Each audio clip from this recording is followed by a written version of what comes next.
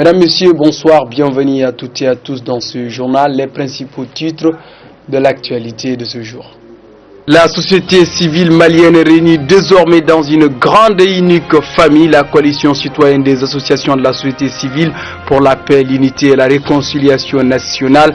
Elle sera dirigée désormais par l'ancien Premier ministre Mohamed Ag Ahamani. À une semaine de la fin de son mandat, l'avenir de la MONUSCO est débattu à New York par les Nations Unies. 4 personnes tuées, plus de 40 blessés hier soir dans un attentat à Londres. L'assaillant a été abattu par la police. La société civile malienne est désormais unie dans une grande famille. Cette famille est pilotée par la coalition des associations de la société civile pour la paix, l'unité et la réconciliation nationale, présidée par l'ancien Premier ministre Mohamed Ag Ahamani. C'est la conclusion des 2 jours de travaux que ces associations ont effectués dans l'amphithéâtre de la Maison des aînés de Bamako du 22 au 23 de ce mois. Reportage Moussa Sow, votre humble serviteur, Samba Keita, Khalif Cheikh Keita, Maman Meiga et le jeune Drissa Diarra. C'est un grand pas qui vient d'être franchi par la société civile malienne. Plus d'une centaine d'associations, groupes ONG qui se sont réunis durant 2 jours à la maison des aînés de Bamako. Les participants ont validé le rapport du forum tenu les 13 et 14 mai 2016 sur un comité de veille, d'alerte et de suivi de l'accord pour la paix et la réconciliation nationale issu du processus d'Alger. La société civile a pris conscience depuis lors de ses capacités, de ses possibilités aussi à s'associer, à s'impliquer dans la mise en œuvre de l'accord. C'est pour cela qu'un groupe de 12 associations après se sont donc réunis pour dire qu'il faut aider la société civile à s'approprier d'abord le contenu de l'accord et ensuite à dégager une stratégie pour lui permettre de participer efficacement à la mise en œuvre de l'accord conformément aux dispositions de son article 51 qui fait appel à la société civile dans toutes ses composantes pour continuer à appuyer et le gouvernement et les autres acteurs de l'accord. Ces travaux ont également permis l'instauration d'une nouvelle organisation fédératrice de la société civile prenant en compte toutes les sensibilités. Le bureau est composé de 21 présidents d'honneur, essentiellement composé de leaders de tous bords, religieux, activistes, écrivains, militaires. Un bureau de 41 membres et 4 commissaires au compte. La communauté musulmane de Soufi est 11e vice-président du bureau. À l'unanimité, les participants ont porté Mohamed Ag Ahamani président. La nouvelle coalition entend jouer son rôle dans le retour de la paix, de la stabilité et de la réconciliation nationale en prenant activement part à la conférence d'entente nationale. J'espère bien qu'on nous fera appel et si on ne nous fait pas appel de toutes les façons, nous nous arrogerons le droit de faire un rapport et de l'envoyer à l'organisateur de la conférence d'entente nationale. Nous sommes en contact avec lui.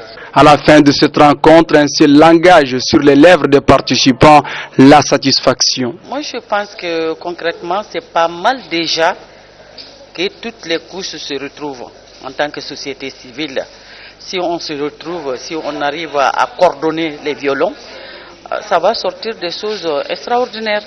Tant qu'on est ensemble, tant qu'on en discute, tant qu'on échange, ça va sortir quelque chose de merveilleux. Mais tant que les gens ne se réunissent pas pour chercher des solutions, pour chercher des réelles solutions à nos problèmes, parce que la société civile, à vrai dire, on a énormément de problèmes. C'est dans des ateliers comme ça qu'on peut faire des petites remarques et puis essayer de corriger petit à petit en échangeant entre nous. Donc c'est pas mal du tout. La coalition citoyenne des associations de la société civile pour la paix, l'unité et la réconciliation nationale, par la voix de son président Mohamed Ag Ahamani, est prête à collaborer avec toute personne, entité, mais prévient que cela se fera sans condition, uniquement dans l'intérêt suprême des Maliens et Maliennes. Nous partons sur le continent africain. En Côte d'Ivoire, le gouvernement a procédé au rapatriement de 150 de ses citoyens bloqués en Libye. Ces jeunes voulaient traverser pour aller en Europe. Un retour qui n'a pas plu à tous. Le gouvernement de la Côte d'Ivoire et l'Organisation mondiale de la migration, OIM, ont ramené sur leur terre 150 Ivoiriens. Les migrants bloqués en Libye, pour certains emprisonnés, pour d'autres, tentaient tous de regagner l'Europe par les côtes libyennes. Plusieurs jeunes rapatriés repartent mécontents. Ils calculent les efforts fournis, mais surtout l'argent investi. Certains ont mis plus d'1 million dans cette aventure. Ce qui est dépensé dans le transport, ça me fait 1 200 000. Ça c'est quand je calcule gros les nombres grands. 1 200 000. En 2015, déjà la Côte d'Ivoire avait procédé au rapatriement de plusieurs de ses citoyens en Libye. Toujours sur le continent africain, la MONUSCO, mission des Nations Unies au Congo, est au cœur des débats à une semaine de la fin de son mandat dans ce pays. Va-t-il être renouvelé ou pas? Les Nations Unies en décideront ces jours-ci.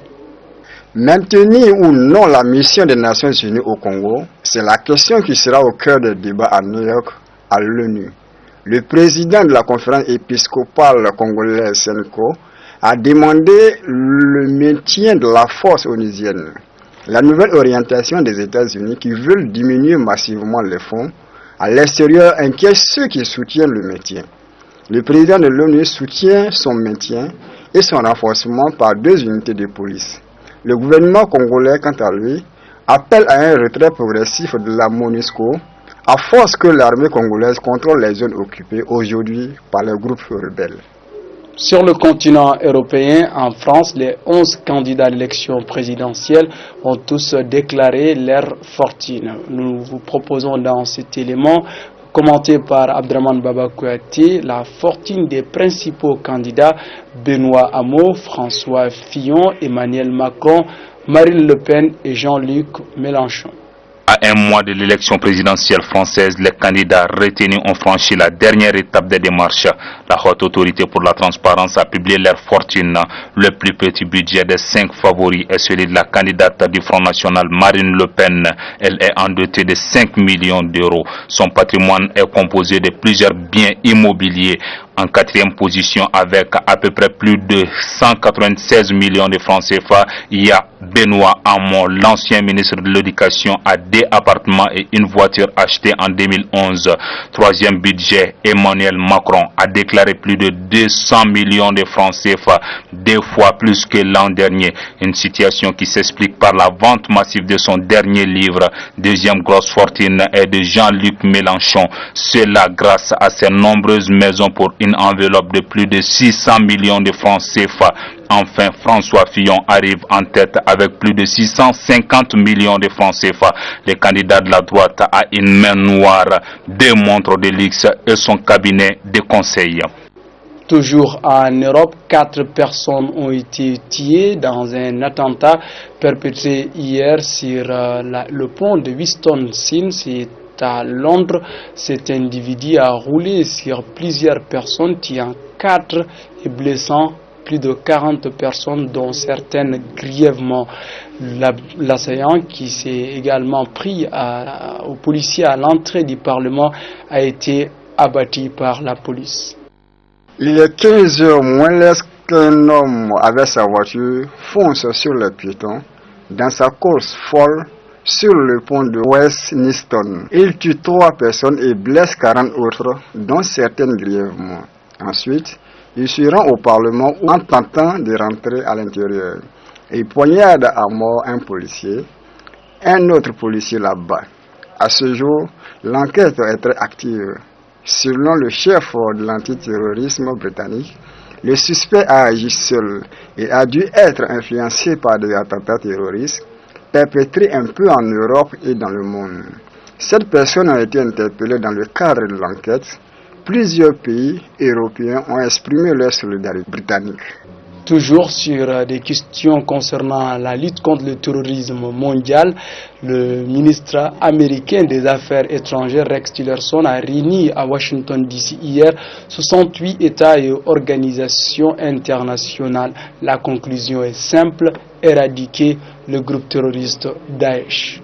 Cette réunion a été obscurcie par l'attentat de Londres, mais toutefois les 68 délégations mondiales composées d'États et d'organisations internationales sont tombées d'accord sur une urgence de lancer une vaste offensive militaire contre les positions terroristes de Daesh. Pour les participants, il s'agit d'une occasion de se mettre d'accord sur comment détruire la base de Daesh à Raqqa.